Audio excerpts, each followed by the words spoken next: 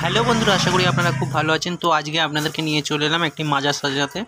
তো আমাদের কাজ মোটামুটি কমপ্লিট। আশা করি আপনাদের খুব ভালো লাগবে মাজাটা দেখার পর।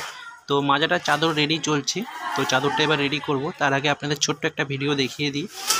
ভিডিওটা ভালো লাগলে প্লিজ একটু লাইক, শেয়ার, কমেন্ট করবেন। আপনার একটা কমেন্টের অপেক্ষায় আমি থাকবো। ভালো লাগলে প্লিজ চ্যানেলটা একটু সাবস্ক্রাইব করবেন। আপনাদের নতুন নতুন দিনের নতুন নতুন ফুলের কাজের ভিডিও আমি তুলে ধরার চেষ্টা করব। আপনাদের একটুখানি ভালোবাসা পেলে আমি আপনাদেরকে আরও ভালো ভালো ভিডিও দেখানোর চেষ্টা করব।